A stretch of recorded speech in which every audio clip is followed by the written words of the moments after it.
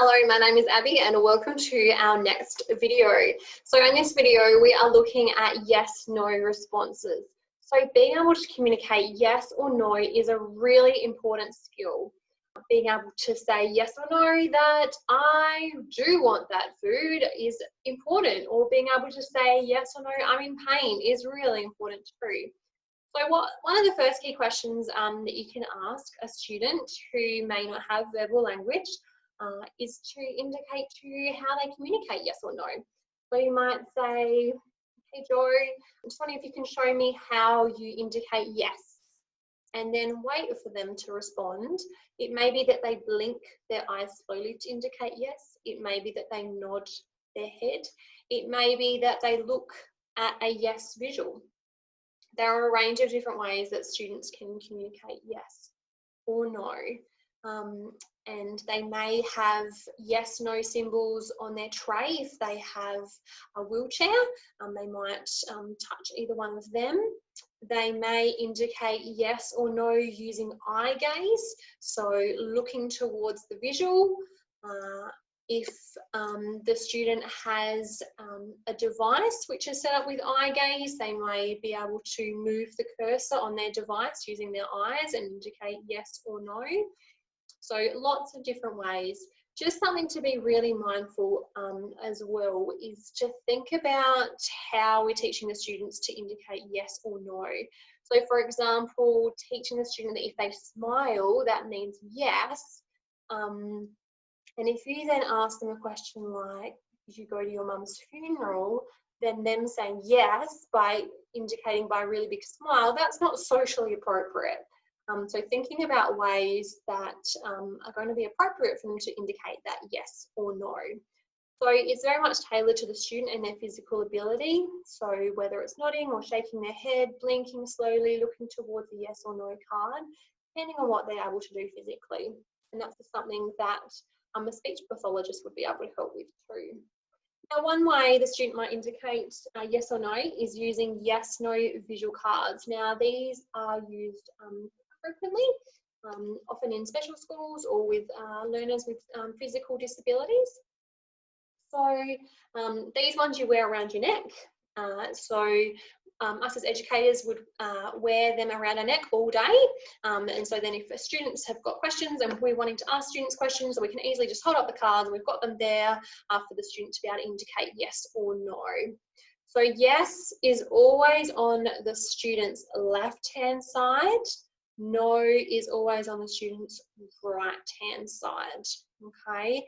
And then that way we're consistently asking yes for one side and no for the other side. Now, you may have noticed that I've got two different types.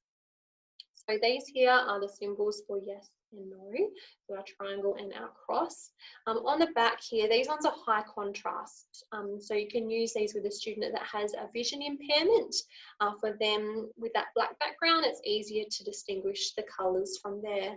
You may have bigger cards that you're using, you might have smaller ones that you're using, completely up to you and what is going to be best for that student. But mainly we're using ones about this size, and they're both different colours depending on who you're working with. So you can start introducing the yes/no by using preferences. So really highly preferred things and really non-preferred things. So it might be a child that loves going outside, and you might be saying to them, okay, Joe, would you like to go outside now? Look to your left for yes, and look to your right for no. All right, and then you wait, give them that processing time, and then you wait for them to have a look. And if they look to the yes, oh, great, you're telling me yes, you'd like to go outside. All right, let's go outside. And so they get that automatic feedback.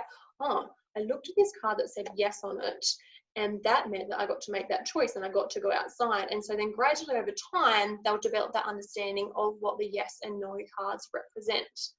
Now, also it works in the same way in that if they don't have that understanding just yet, and you know that they're really wanting to go outside, and you're asking them, oh, no, would you like to go outside? Look to your left for yes.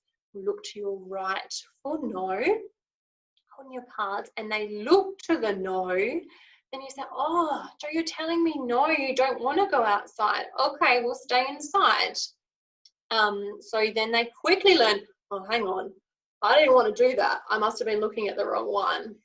If they do become agitated, or you can see that they are really wanting to, then you can model it to them and say, you know what, Joe, I think you're showing me by pointing outside, or by the way that you're interacting, you might be using specific things that they're doing, you're telling me that you really do want to go outside. So modeling with it as well. And then you might re-ask the question, or you might take them outside and then model it with them again. And look at the ways you can incorporate it into the learning. So things like, do you like this? Do you not like this? You can ask yes/no questions in so many different contexts. Something also to be aware of, that sometimes they may not know. So you might say yes or no, or you might say, or do not know. And for them to be able to indicate yes or no that they know, that's okay too. We don't always yes or no know the response. You may like to use your yes/no cards with book reading, things like that as well, or to indicate preferences too. So we've got Who Sank the Boat here by Pamela Allen, and this has got lots of yes/no in it. So there are some books which I will link that have lots of yes and no in them. Beside the sea on Mr. Pepper's place, there lived a cow, a donkey, a sheep, a pig, and a tiny little mouse. And it continues on. They were good friends. Do you know who sank the boat? And then you can hold up your cards and say, oh, Joe, do you know who sank the boat? Oh, yes. Look to your left for yes, that you know who sank the boat. Look to your right for no, you don't know who sank the boat. And then you wait. Oh, no, you don't know who sank the boat. All right, we'll keep reading then. Was it the cow who almost fell in when she tilted the boat and made such a din? Was it the cow? Oh, no. And you could have asked them that question as well. Was it the cow? Look to your left for yes. Look to your right for no. Oh, you're looking to your right for no. No, it wasn't the cow. Do you know who sank the boat? And then you can continue on, so you can use the yes, no in there as well.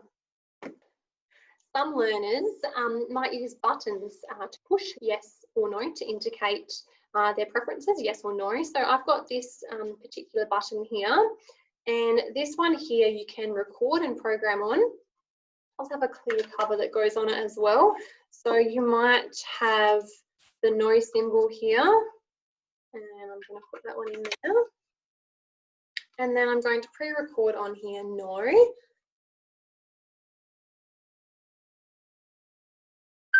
No. Okay, and then set it to the play setting. Okay, and so say you're reading the book or you're doing any particular activity, the student might have these yes and no buttons on their tray. Just have to be mindful too that they've got the dexterity to be able to push the button in. That may be a bit more challenging for some learners. There are different types of buttons that you can have. There are some that don't require so much pressure to push down on them, but the student might be using a talking button to indicate yes or no. So certainly with your books or anything you're doing too, they can be pushing the button no to indicate preferences, or yes and no. All right, so that is our yes and no preferences.